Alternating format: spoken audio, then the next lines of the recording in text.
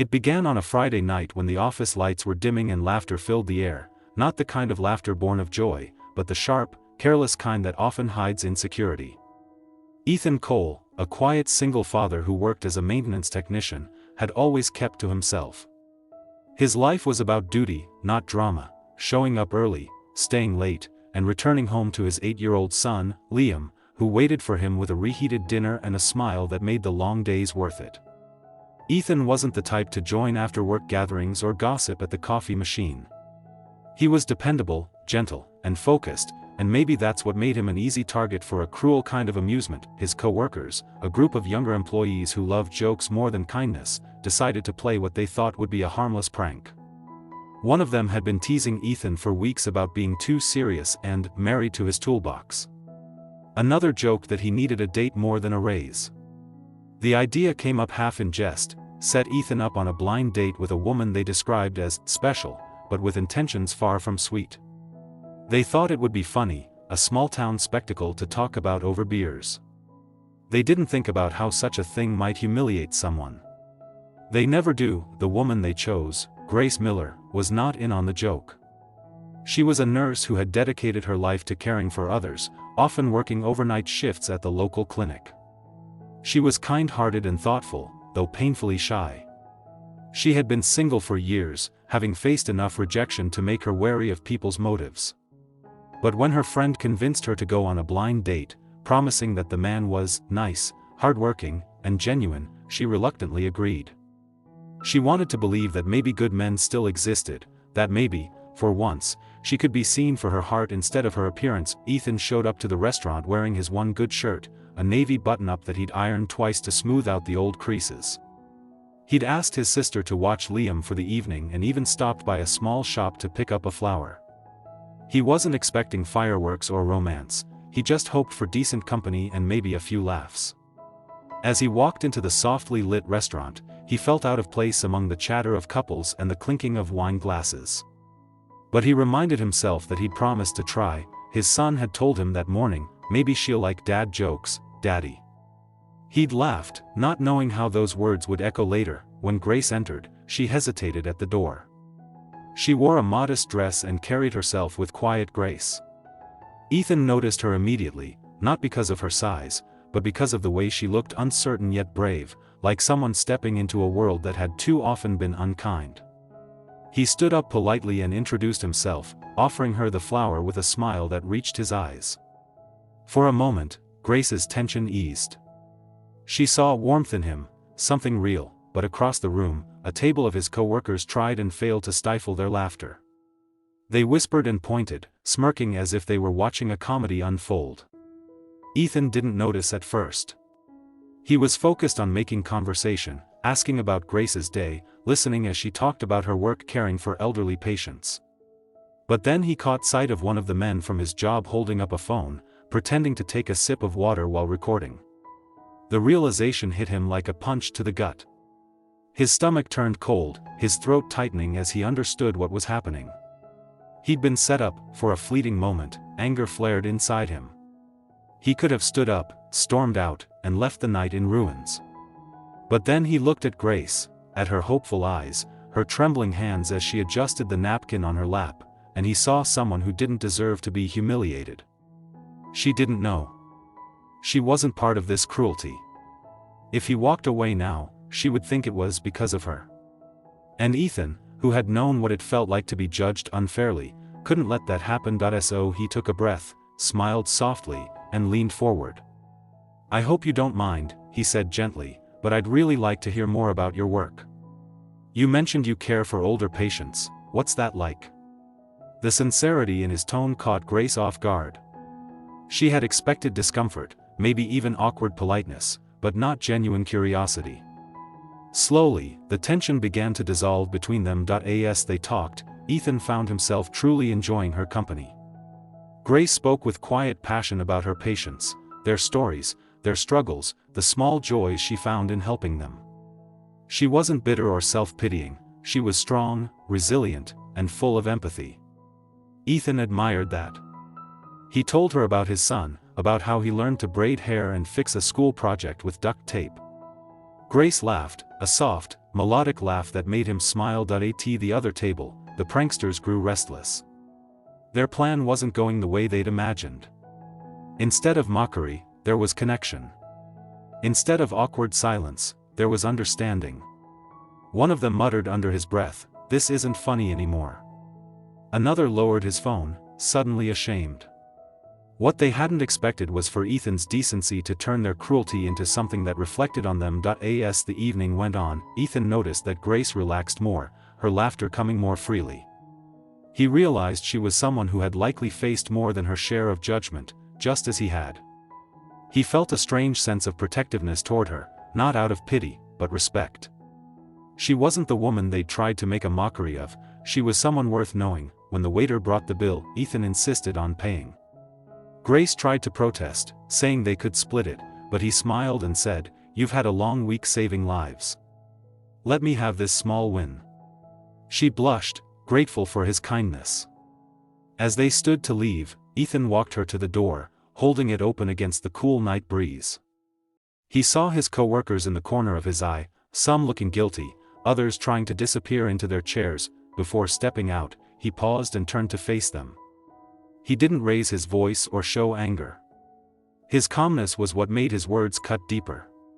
"You thought this would be funny," he said quietly, "but tonight, I met someone with more grace than all of us put together.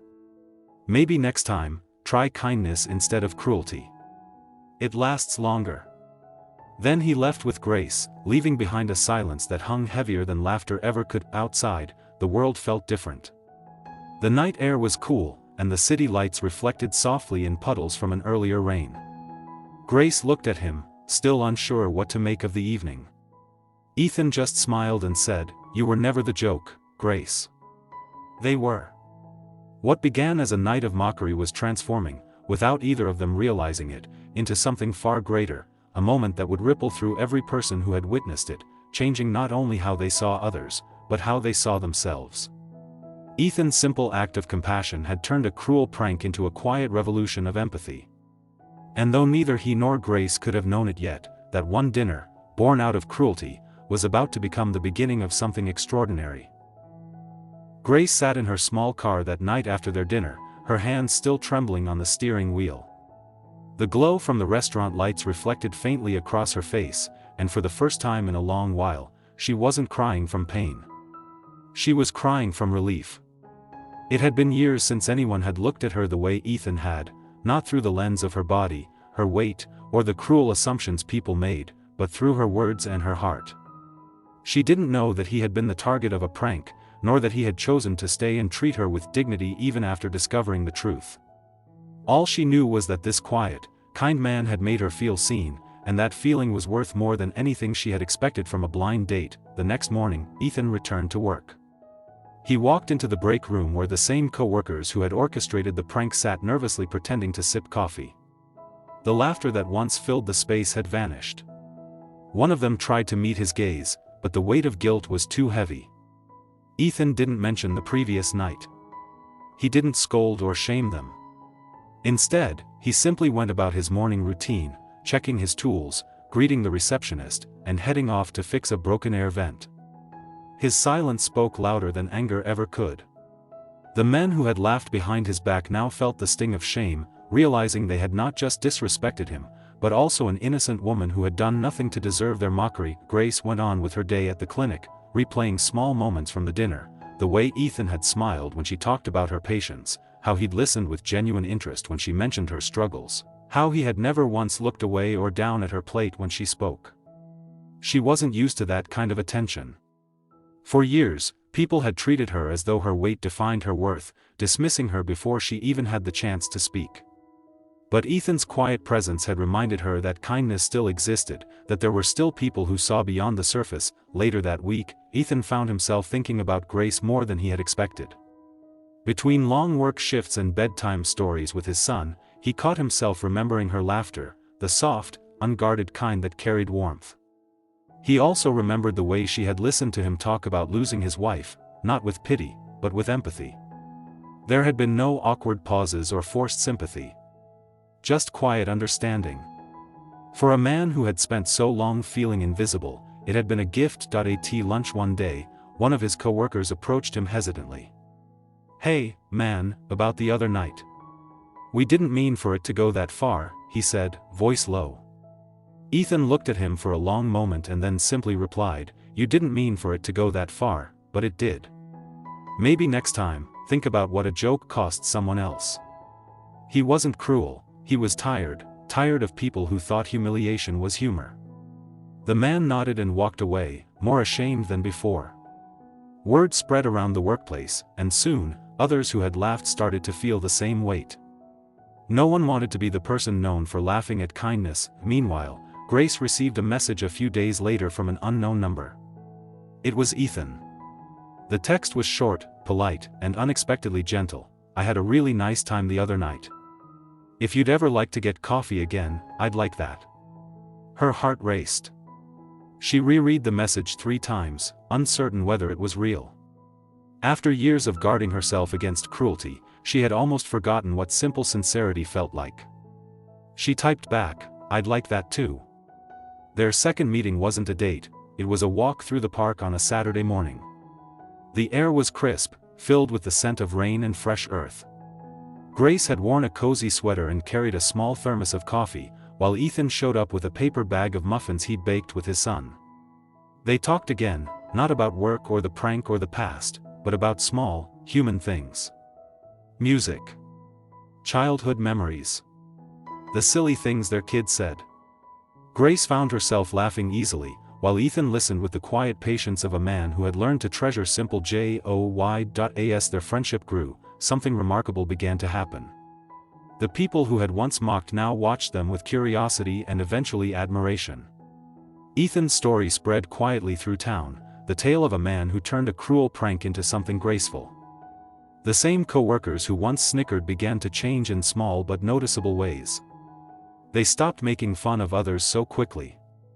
They thought twice before turning people into punchlines. The ripple effect of one man's decency was changing an entire workplace, one interaction at a time. Ethan didn't think of himself as heroic. To him, it wasn't about proving a point. It was about living with integrity, about choosing compassion even when others chose mockery. He had seen enough pain in his life to know that everyone carried something invisible. For Grace, it was the weight of years of ridicule and rejection. For him, it was grief and the endless responsibility of single fatherhood. That night in the restaurant, they had unknowingly recognized that invisible pain in each other, and instead of turning away, they had met it with kindness. A few weeks later, Ethan took Grace to a small diner his late wife had loved. It was a quiet place with faded red booths and a jukebox that still played old country songs. Grace noticed the way he looked around the room before sitting down, as if searching for something familiar yet bittersweet. She didn't ask questions. Instead, she smiled and said, "This place feels peaceful." Ethan nodded. "It is," he replied softly, "because people here don't care about who you are or what you look like. They just care that you're here." Their connection deepened with each meeting. Grace slowly learned to trust again, to laugh without wondering if someone was laughing at her. Ethan rediscovered joy, not the loud, fleeting kind, but the steady warmth that comes from genuine companionship. He began to see Grace as more than just someone he respected. He saw her as someone who reminded him that love could be quiet, resilient, and healing. By the end of that second month, even the people who had started the prank admitted that they had learned something unexpected. One of them, the same man who had filmed the dinner, quietly approached Ethan one afternoon and said, "You made us see her differently. You made us see ourselves differently too." Ethan didn't respond with pride or forgiveness, he simply nodded. "That's what happens when you stop laughing at people and start listening to them," he said. The world around Ethan and Grace didn't transform overnight, but something in their small circle of lives did. The prank that had begun as a cruel attempt to shame had evolved into a story whispered with respect, a story about how decency disarms cruelty, how empathy outshines mockery, and how one act of kindness can echo far beyond the moment it's given. For Ethan and Grace, that dinner had been the start of something far greater than either had expected, not a romance born of pity or desperation, but one born of shared humanity. Two wounded hearts had found each other not in perfection, but in imperfection, and in the fragile, powerful beauty of compassion. The story of John Matthews and Emily quickly spread beyond the walls of the small restaurant, gaining traction on social media and in community discussions, capturing the hearts of thousands who found in it a rare glimpse of true empathy in action. What made this encounter extraordinary was not just the surface-level act of kindness, but the profound emotional resonance it carried, demonstrating how one person's words and demeanor can transform not only a single evening but also the way others perceive themselves and the world around them. As John's story circulated, people from all walks of life commented on the incident, reflecting on the pervasive tendency in society to judge others based on appearances and the enduring power of genuine human connection. In the flood of responses, many emphasized the courage it took for John to maintain his composure and respond with warmth in a situation designed to provoke discomfort, revealing that empathy often requires an intentional act of restraint and the conscious decision to treat others with dignity, regardless of the context. While the initial setup of the blind date was rooted in thoughtless humor, John's actions turned it into a transformative moment, demonstrating the contrast between superficial amusement and the deep, lasting impact of sincere human kindness. Commenters frequently highlighted that his ability to rise above the cruelty of the situation and respond in a manner that validated Emily's worth was a reminder of the responsibility each person has to treat others with respect, no matter how trivial the circumstances might seem. The reaction of Emily herself added another layer to the story, as she expressed in interviews and posts how deeply John's words affected her sense of self. For years, she had navigated a society that often reduces people to their appearance, where casual remarks, judgmental glances, and subtle exclusions reinforce a narrative of inadequacy. The date, which could have been a source of embarrassment or shame, instead became a powerful affirmation, showing her that there were people who saw beyond superficial measures and valued her for her character, her humor, and the qualities that truly define a person.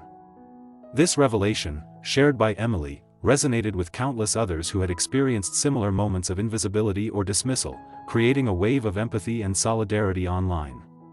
The story became not just a tale of a single evening but a touchstone for broader discussions about how society treats individuals based on appearance, highlighting the subtle ways in which judgment and exclusion manifest in everyday interactions. Experts in social behavior and psychology have pointed to such moments as critical reminders of the importance of positive social reinforcement. They note that when someone is publicly acknowledged for their intrinsic worth rather than superficial traits, it can have profound effects on self-esteem and emotional resilience. John's interaction with Emily exemplified this dynamic. His simple choice to focus on her personality and humanity rather than the setup of the joke created a space where she felt valued and accepted. The ripple effect of this encounter extended beyond the immediate participants, inspiring others to reflect on their own behavior and the casual ways in which they may contribute to environments that demean or marginalize people. Many shared personal anecdotes of witnessing or experiencing situations where humor or social games came at the expense of someone else's dignity, and they expressed a renewed commitment to choosing kindness in their daily interactions. In addition, the story sparked conversations about accountability and intention, particularly among the friends who had orchestrated the prank. What had been meant as a joke revealed the stark contrast between superficial amusement and the emotional cost borne by those who are judged unfairly. These friends publicly acknowledged their misjudgment, reflecting on the way a thoughtless act can unintentionally cause pain and the importance of empathy in human relationships.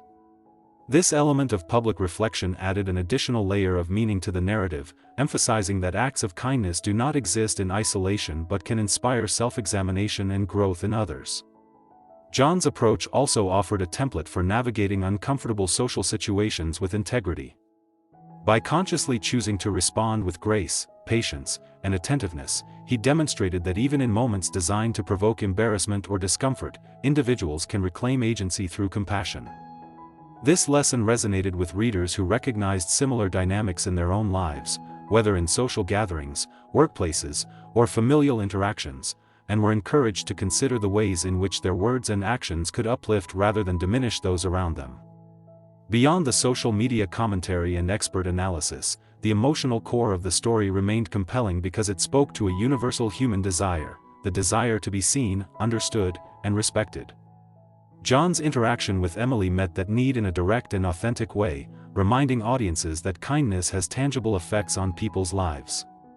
The simplicity of his words, focusing on her courage, humor, and the qualities that made her remarkable, illustrated that acts of affirmation need not be grandiose or performative. The smallest gestures of acknowledgement can carry profound significance.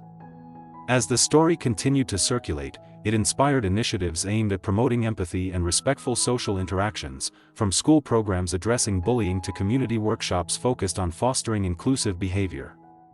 Organizations used the narrative as an example to demonstrate that small, intentional acts of recognition and kindness can shift social dynamics and create more supportive environments.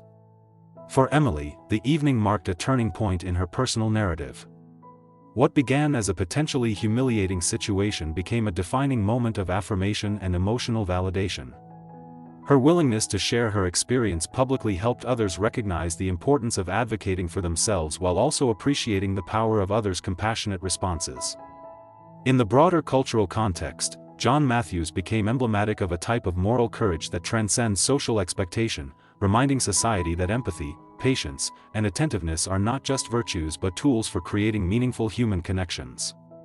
This narrative also challenged prevailing cultural norms around appearance and social judgment, reinforcing the notion that character, integrity, and the capacity to connect deeply with others hold far greater value than superficial measures of worth.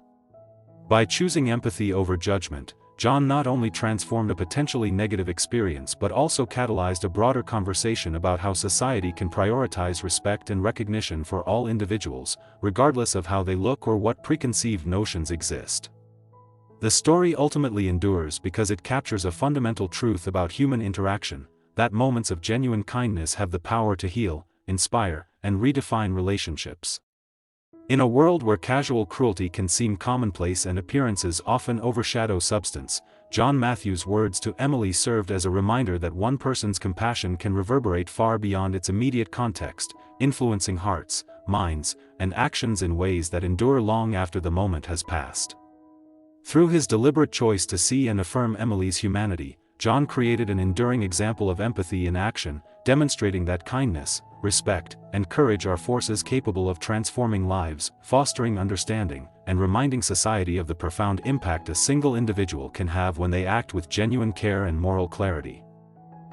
In the weeks following the unexpected turn of events on the blind date, the story of John Matthews and Emily became more than just a fleeting viral sensation. It evolved into a broader cultural conversation about empathy, dignity, and the power of human connection in the face of casual cruelty. The initial attention the story received on social media began to ripple into communities, workplaces, and educational institutions, inspiring people to reconsider the ways in which they interact with others, particularly those who are often marginalized or judged superficially. As the narrative circulated, many shared their own personal experiences of being underestimated, ridiculed, or dismissed because of their appearance, revealing a widespread resonance with the emotional core of the evening. What was especially striking to readers and commentators alike was not just John's immediate kindness but the depth of his understanding and the deliberate nature of his response. Unlike a momentary act of politeness or a surface-level compliment, John's words conveyed genuine recognition of Emily's intrinsic worth, highlighting qualities such as courage, humor, and resilience that often go unnoticed in daily life. Psychologists and social behavior experts noted that such acts of acknowledgement have a profound psychological effect, boosting self-esteem, reinforcing positive identity, and encouraging more authentic social engagement. In many ways, John had modeled an emotional intelligence that is both rare and profoundly needed in contemporary society, showing that empathy is not merely an innate trait but also a conscious choice that can transform ordinary moments into extraordinary ones. Emily, for her part, experienced a personal transformation in the aftermath of the date. She described feeling a renewed sense of self-respect and confidence, which extended into her professional and personal life. Where once she may have internalized the subtle slights and judgmental glances she had endured over the years, she now carried with her the affirmation that her value was defined not by superficial metrics but by her character, her contributions, and the relationships she nurtured. This shift in perspective resonated with many others who had faced similar experiences of marginalization or exclusion, inspiring a collective reflection on how society defines beauty, worth, and social acceptability. The friends who had orchestrated the blind date also found themselves deeply affected by the incident. Initially, their intentions had been rooted in humor, a kind of playful mischief that ignored the potential emotional consequences for both John and Emily. However, witnessing the impact of John's words and Emily's response forced them to confront their own biases and assumptions. They publicly acknowledged the inappropriateness of their actions and expressed remorse for their thoughtlessness, emphasizing that the experience had profoundly altered their understanding of empathy, accountability, and the long-term effects of seemingly small actions. Their reflections underscored an essential point, that growth and learning often emerge from moments of discomfort or regret, and that acts of kindness and courage can catalyze awareness even among those who initially fail to recognize their own insensitivity. Beyond the immediate circle of participants, the story sparked broader societal discussions about how humor, teasing, and social pranks can unintentionally perpetuate harm. Community forums, school programs, and online advocacy groups highlighted the incident as a case study in respectful interaction, emphasizing the importance of fostering environments where individuals feel safe, recognized, and valued.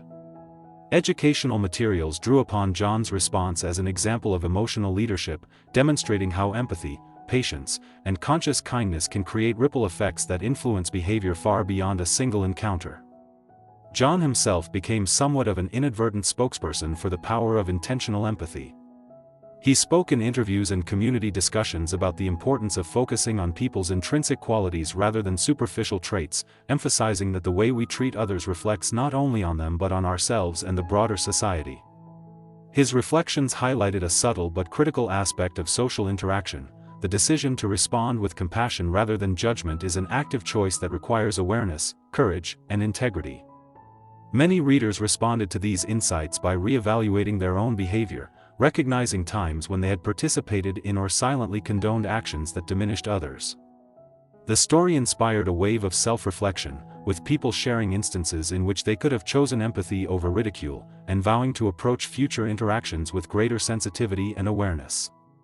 Social media campaigns, community workshops, and school programs leveraged the story to advocate for inclusivity, kindness, and the celebration of diversity in all forms, demonstrating the broader social impact that a single evening could catalyze.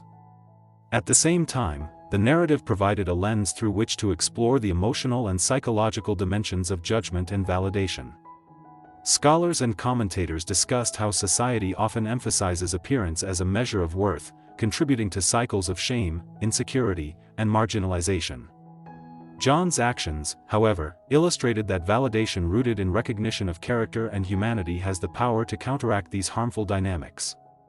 Emily's public acknowledgement of the date and her feelings reinforced this idea, showing that one encounter, approached with respect and sincerity, could have lasting positive consequences. The story also highlighted a broader human need, the need to feel seen, understood, and valued for who we are rather than how we look. This universal desire, often overlooked in a culture obsessed with external measures of worth, was met in a profound way during the blind date. John's approach demonstrated that it is possible to create moments of affirmation and emotional connection even in situations designed for discomfort or ridicule. The enduring impact of the story is perhaps most visible in the way it inspired individuals to take action in their own lives. People began sharing personal messages of support and encouragement, emphasizing the importance of intentional kindness in everyday interactions. Organizations and advocacy groups cited the incident as an example of how small acts of empathy can create significant social change, and educational institutions incorporated the story into lessons on emotional intelligence, character development, and social responsibility. Even beyond these practical applications, the narrative resonated because it spoke to hope, the hope that human decency can prevail over thoughtlessness, that courage and integrity can reshape social dynamics, and that individuals have the power to uplift others in meaningful, lasting ways. In reflecting on the long-term significance of the evening, it is clear that the impact extended far beyond the participants. John Matthews' response and Emily's reception of it became a touchstone for understanding the transformative potential of empathy.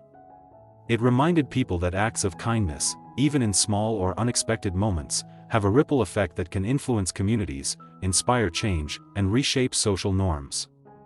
The story remains a testament to the enduring value of treating others with respect, dignity, and genuine consideration, demonstrating that true character is revealed not in moments of comfort or convenience, but in the deliberate choice to act with compassion and integrity when faced with opportunity or challenge. Through this lens, the blind date that began as a cruel prank transformed into an enduring narrative of human connection, highlighting the ways in which empathy, affirmation, and courage can leave lasting impressions, inspire reflection, and cultivate a more thoughtful, compassionate society. The legacy of that evening is not measured in the initial shock or the superficial spectacle, but in the quiet, profound ways it influenced how people see themselves, how they see others, and how they choose to act in a world that often underestimates the power of kindness.